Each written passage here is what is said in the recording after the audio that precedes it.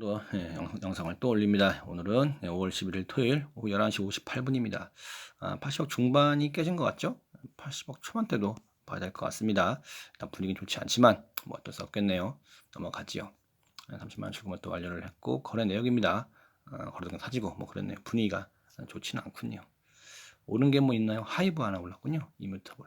나머지는 뭐 없고 비트는 8,580입니다. 분위기가 좋지 않습니다. 6만 1000 지키는 것도 힘든 것 같습니다. 6만 700, 800인 것 같은데요. 일단 다음 주에 CPI가 중요하다고 하지요. 좋지 않지만 그것 때문에 또 사람들이 또 약간 몸을 수리는 것인지 모르겠습니다만 일단은 분위기 여전히 좋지 않더라 라는 식의 내용입니다. 6만대도 깨질까요? 6만 800이군요. 그래요. 여전히 먼저 비트 하락 얘기하고요.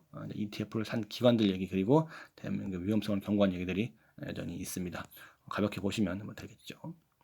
일단 이더리움 현물 ETF 승인 미국 대선 들렸다. 이제 트럼프가 되면 캔슬러 잘리고 좀 나아질 거다 하는데 글쎄요. 뭐 봐야 되겠죠.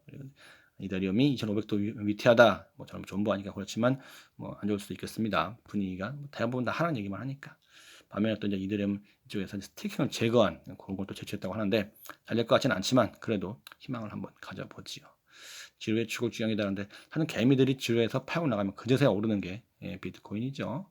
뭐 이런 식으로 이틀 남았다고 하는데 뭐 이틀 남은 건 아닌 것 같고 뭐 이런 시각도 있다 보면 될 것 같습니다. 이런 기관들이 ETF 샀더라. PNC 뱅크 ETF가 있다.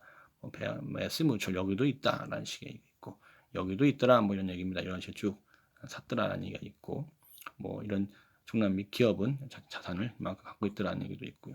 웰스파고도 ETF 있다. 중국은 안 되는 거 아닌가 싶었는데 여기도 ETF가 있더라라는 식의 얘기가 있고 JP 뭐 여긴 CEO가 싫어하지 않아요? 근데 뭐 ETF 있더라라는 얘기. US 여기도 있더라.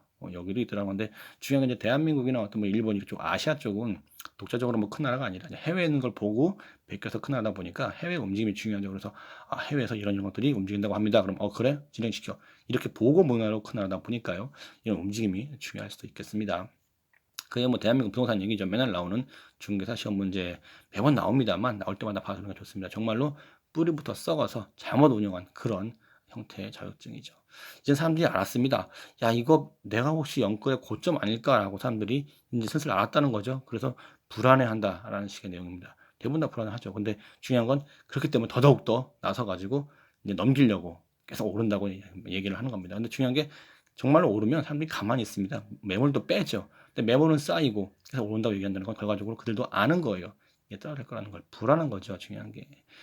하지만 가장 제일 큰 부분이기도 하고 뭐 그렇습니다. 일단은요. 근데 중요한 게 살 사람이 없잖아요.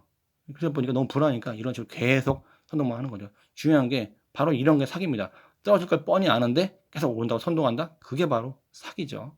별거 사기가 아닙니다. 정말 위험한 거예요. 이런 식의 내용을 보시면 될 것 같고 중요한 게 지금 뭐 6년 뒤에 뭐 과세 대상 80% 이렇습니까? 하여간에 뭐 6년 뒤에 보시죠. 정말로요. 내용이 있습니다. 그다음에 대한민국 국결 얘기입니다. 꼭 해라라는 얘기인데 그 보통 사람이면 진짜로 해외에 만났을 때 정말 괜찮은 사람을 만날 수가 있다라는 그런 식의 내용입니다. 가능할 것 같죠? 저도 그렇게 믿고 싶고 또 잘 됐으면 합니다. 많은 분들이 행복한 결혼을 꼭 하기를 바랍니다. 결국은 저는 어렸을 때 해야 된다는 거 이게 말이 맞는 것 같기도 해요. 왜냐면 어렸을 때 정말 배경 없고 그 사람의 뭐 돈 없고 그냥 그 사람만 보고 했던 그런 살았던 기억이 있어야 끝까지 가는 건데 나중에 나이 먹고 결혼해가지고 조건을 하게 되면 뭐 하나 수틀리면 그냥 바로 이혼이에요. 사랑이 없으니까 당연한 얘기입니다. 이런 식으로 또 대한민국을 어떻게 보면 풍자한 그런 산신령 얘기입니다. 당연히 일본 여자를 구할 수밖에 없어요. 지금은. 근데 중요한 건 뭐냐면 산신령도 재산 반가죽을 당한 안타까운 자연이 됐다는 그게 바로 포인트가 되겠습니다. 안타까운 얘기죠. 그 다음에 다른 얘기입니다. 뭐 공무원도 해고가 되는군요. 공무원 처벌통 아닌가요? 이런 경우도 있구나 싶기도 하고요.